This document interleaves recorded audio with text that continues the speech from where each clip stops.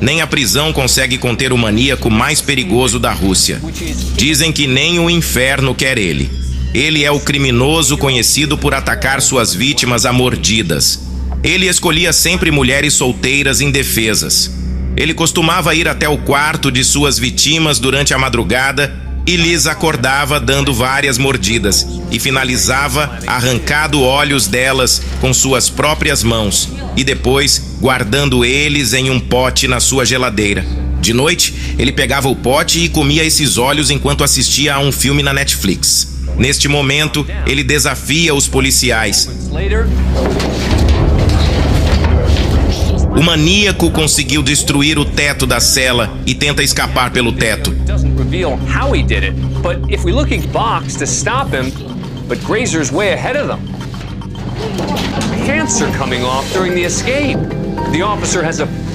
Os polícias tentam lhe dar choque, mas a dor para ele não significa nada. Pelo jeito, ele ainda dará muito trabalho na cadeia. Nem a prisão consegue conter o maníaco mais perigoso da Rússia.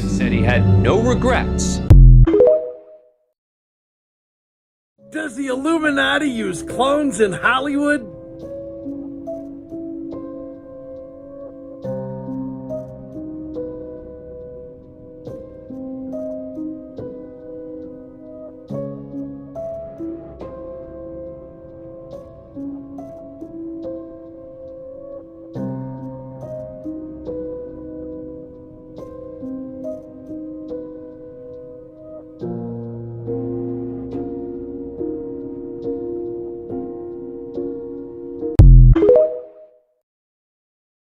Happened to the real Beyonce?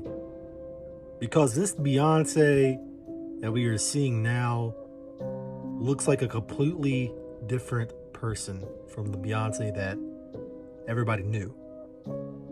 She looks a lot more lighter than ever before. So what happened to the real Beyonce? Was she cloned just like Jamie Foxx and others? I don't know. You tell me. There's no denying the fact that this looks like a completely different person. This looks like a clone of some sorts. And it seems like every time their skin gets a little more lighter. Kind of odd, no? Comment down below and you tell me what you think about this. Is this the same Beyonce? Or has she been cloned?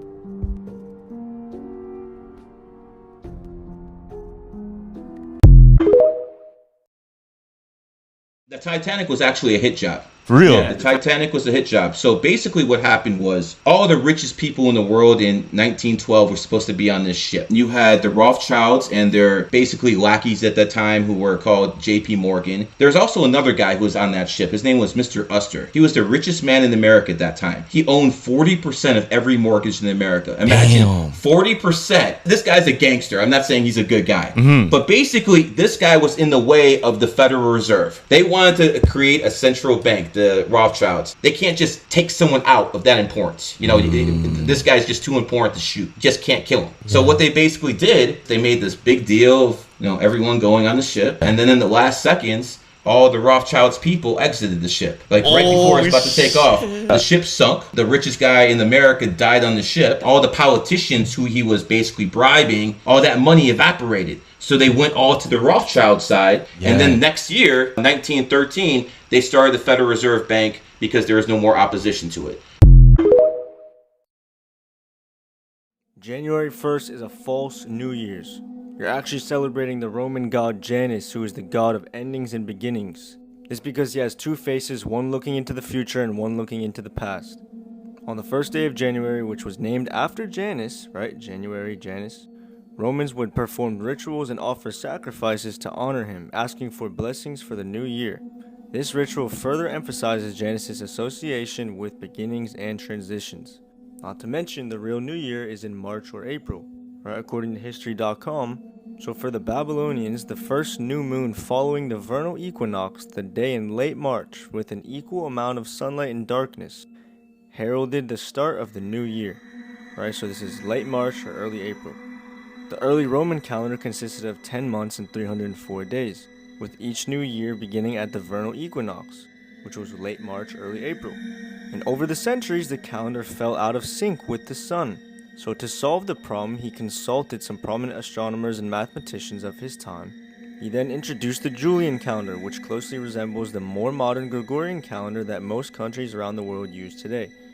As part of this reform, Caesar instituted January 1st as the first day of the year, partly to honor the month's namesake, Janus, the Roman god of beginnings whose two faces allowed him to look back into the past and forward into the future.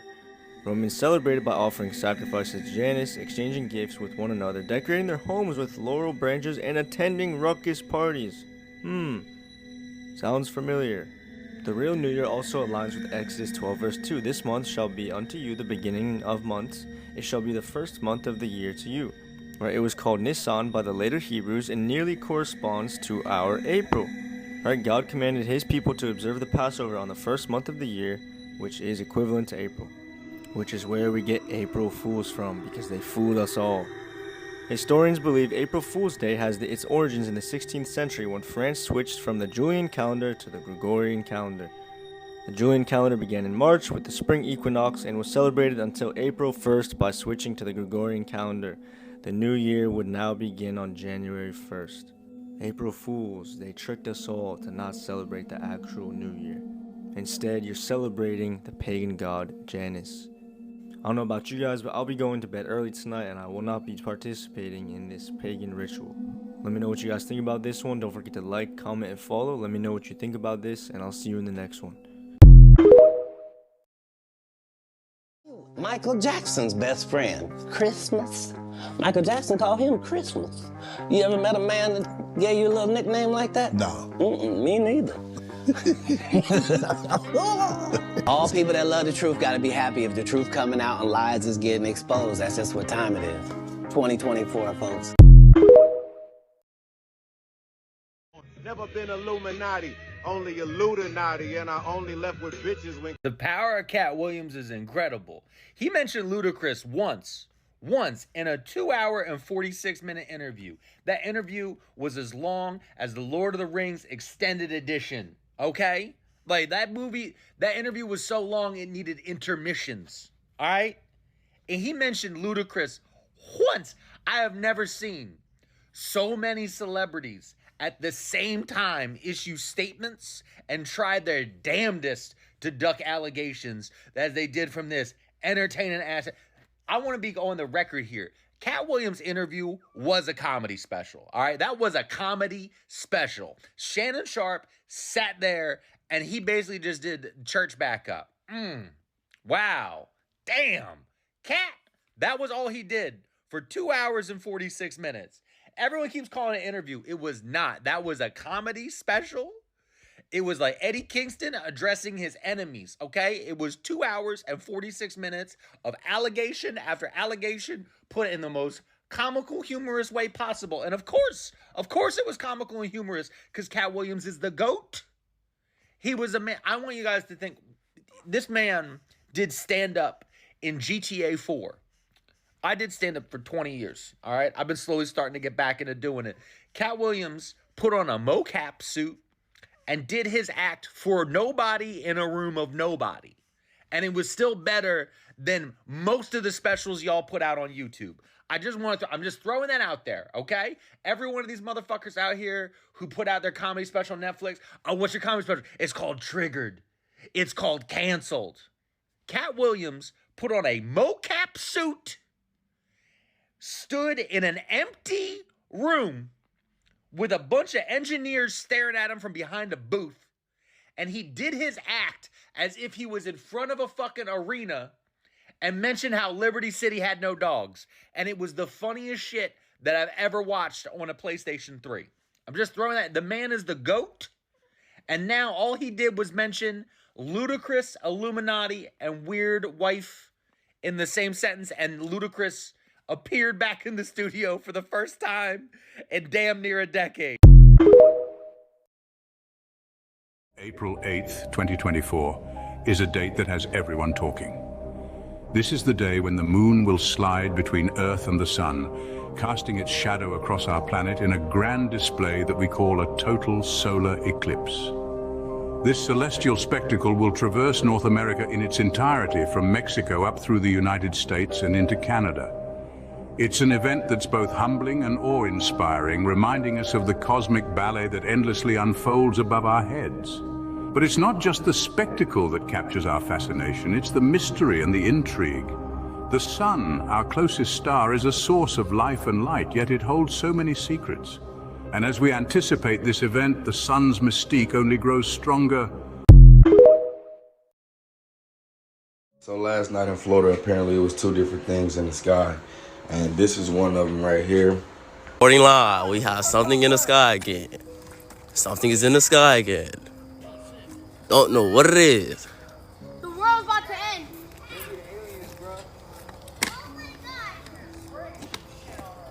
Go get Dad, Mom. Why is it glowing though? Y'all see how it's glowing? Yeah. Reporting live, we have something in the sky again. Don't know what the fuck it is. Oh man. What the things you see in Florida, boy. You see something every day, I swear to God you do. Recording live. And this the other one. Now the first one I showed y'all, it kind of looked like a rocket or something trying to break through the damn dome or something, you know. But this one right here, it was something falling out the sky. It looked like the fucking sun or some crazy shit. Now, y'all go ahead and just check these clips out and just let me know what y'all think.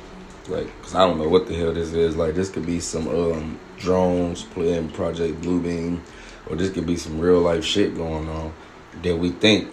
I don't know, man. Just let me know what y'all think. There's like a little object. My A1C was up here. Now it's down with Rebelsis. There's two of them. It's down. You see it? Yeah, that shit's weird.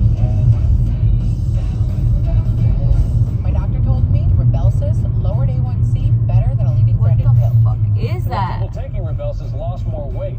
Hell no, they're aliens. I got to my A1C goal and lost some weight too. Rebelsis isn't for people with type 1. Oh, I don't see it anymore. No, yeah. What is that?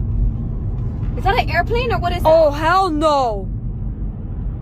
Apparently we're being under attack. That's not the sun. Oh, hell no, he just disappeared.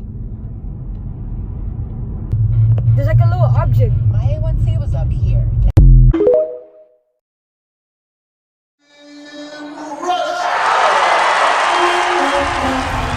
This is footage ovation.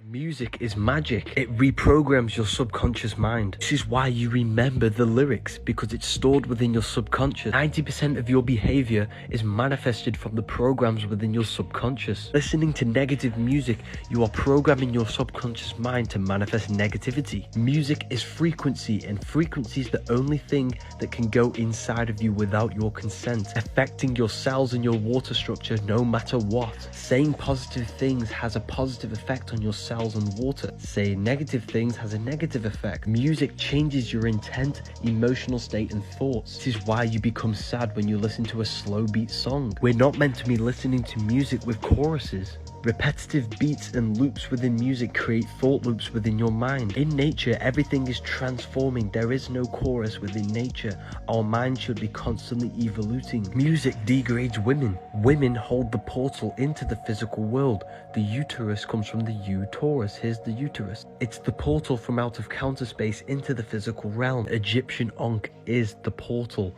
the womb and the uterus. The Freemasons wear the M. M is for mother, maker and matter.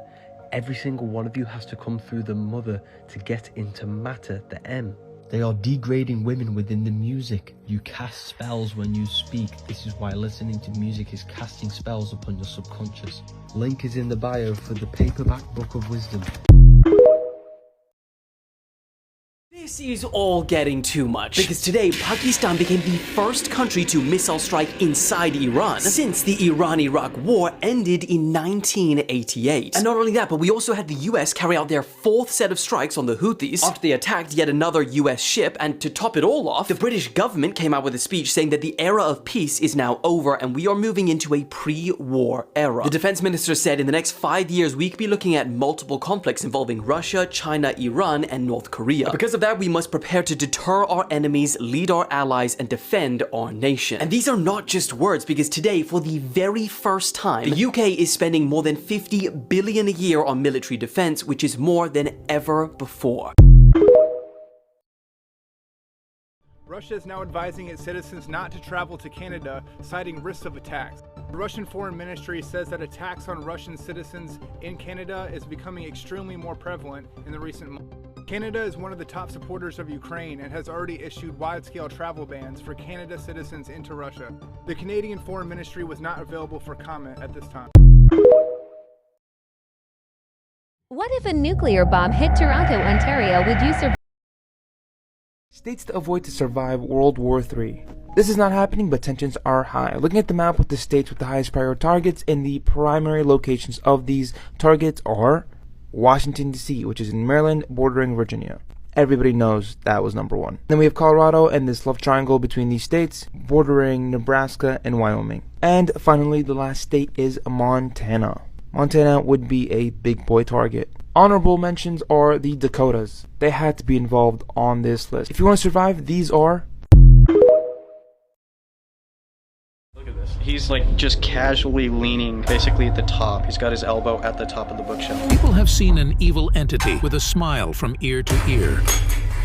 They call him the Grinner. There's a tall man with sharp teeth and a big mouth that is seen in this house. Poltergeist activity is very well known here at the Garnett House. You are at your own risk. What is happening right now? This is happening. This is happening. We don't come here to get rid of anybody or anything like that. We just came to visit. Shut up. Shut up. What was it? What was it? I don't feel good here.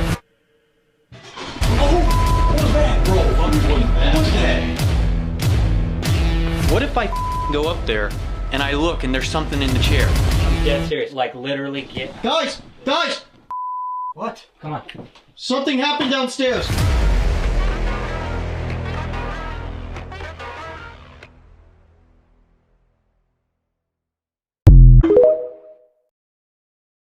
Police are looking for this man caught on surveillance cameras inside an elevator at Circus Circus. Circus, circus, circus, circus. Circus, circus, circus. Not.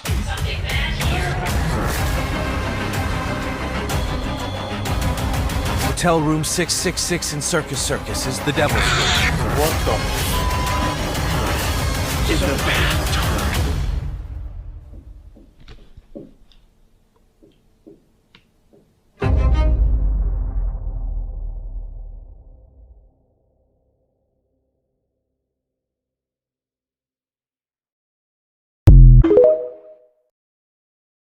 I have been scratched by a ghost. Let me explain.